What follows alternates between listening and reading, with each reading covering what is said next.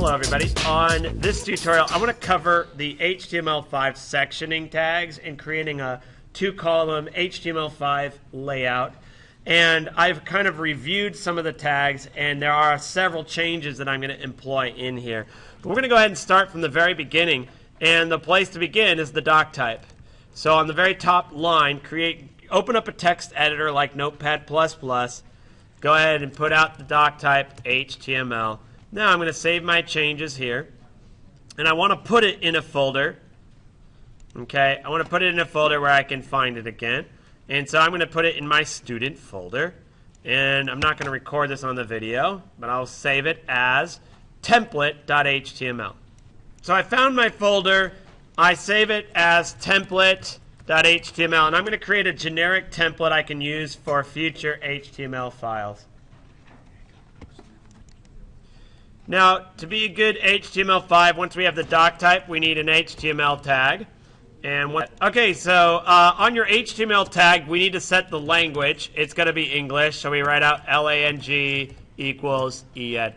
And this is the language. This is the code for English, so that browsers know how to display character sets, things like that. And we're going to want to close the HTML tag. Okay, other than the Doctype, everything should be in our HTML tag. We're going to create our head. We're going to close the head, create the body.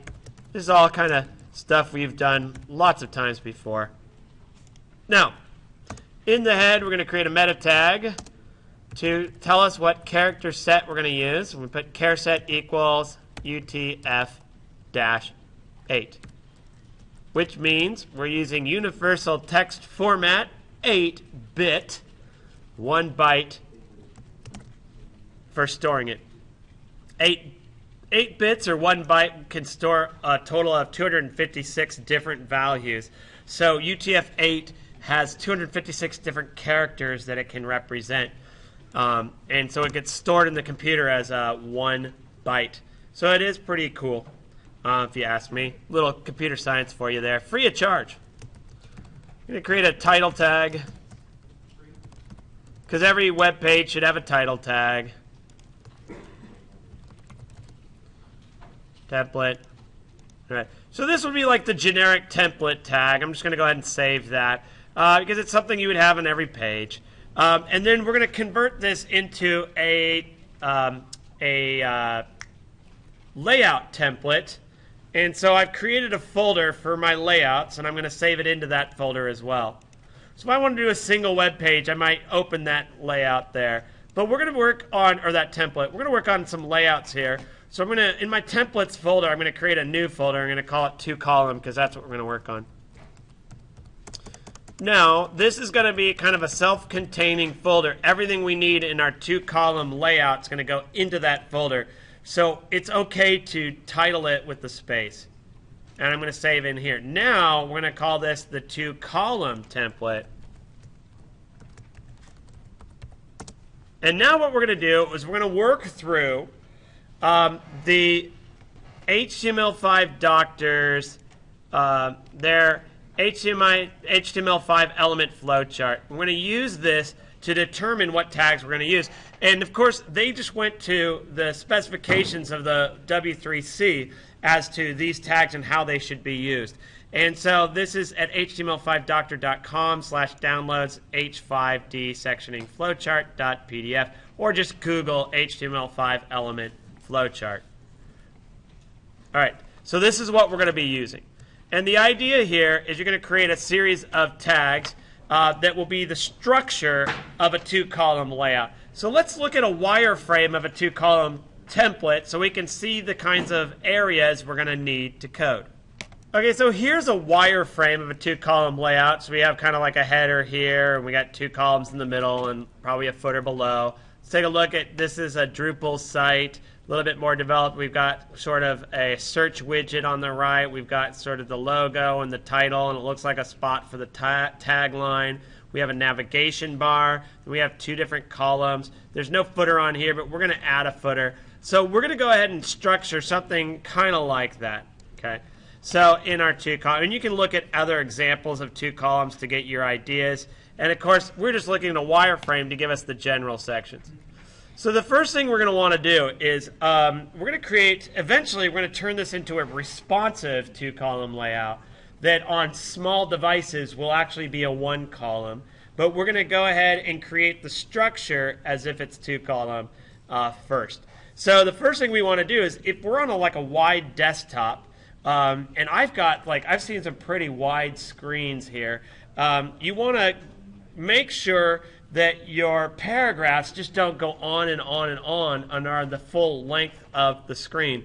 So what we're going to do is we're going to basically create like a containing tag to hold everything in and center that 2-column. Okay? If you're just going to do a 2-column, you should at least plan for big screen sizes and basically having it not get any larger than a certain size. So we're going to use a tag to sort of center it. And this tag, all it's doing is just centering it. We're not doing anything else with it. So none of those other new tags apply. And really, I think div is our best bet. So we're going to create this div tag, and it's going to surround everything. However, we need a way of targeting this div with our CSS.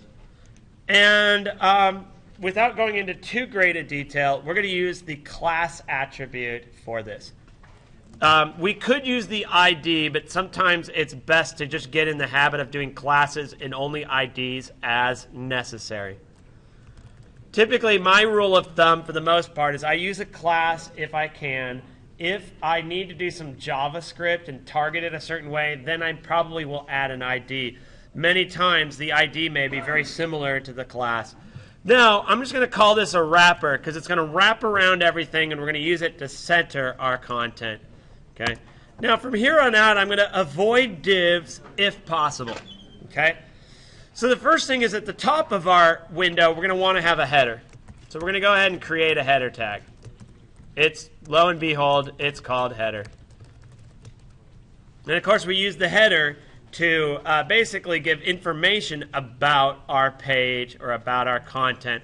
And in this case, because it's a template, the header is going to be the name of the website, a tagline. If you have a logo, you can put an image in for the logo. In our case, we're going to create a header 1. And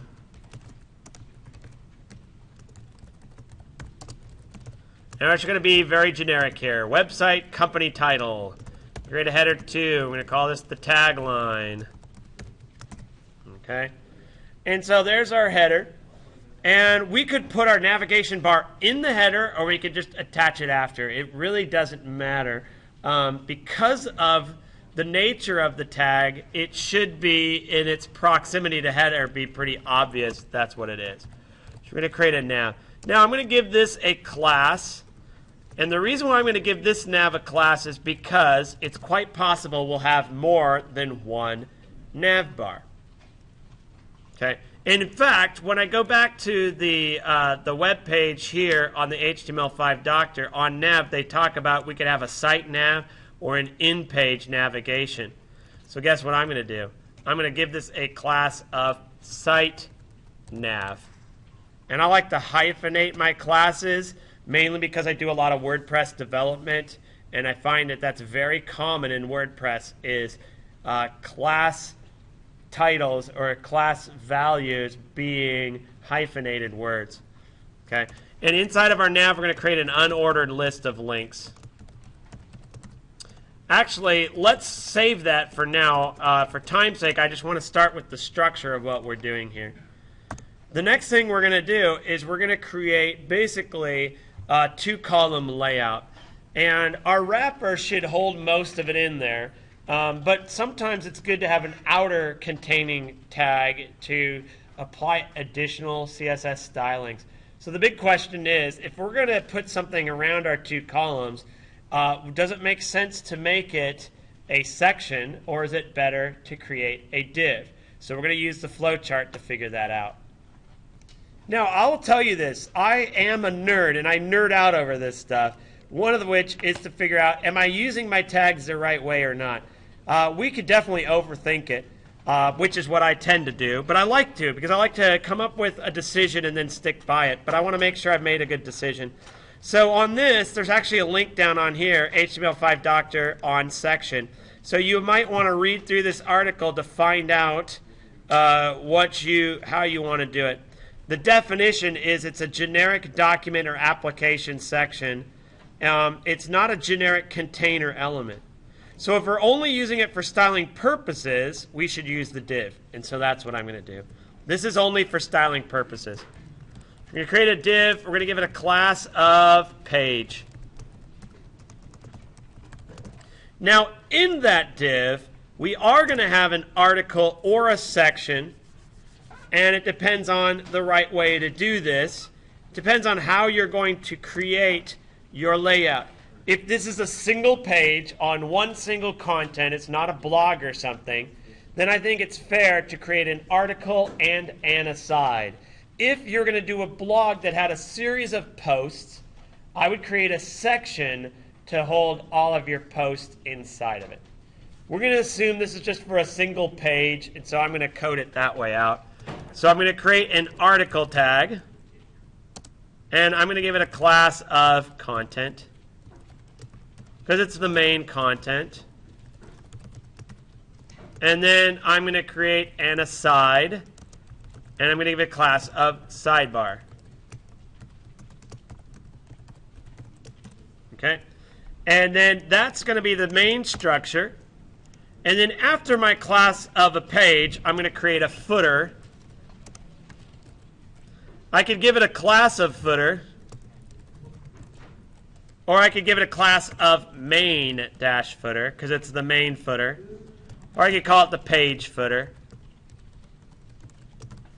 And so here's the general structure of a page using most of the tags that we have here. And then on my next step, I'd like to show you kind of the content that goes inside each of these.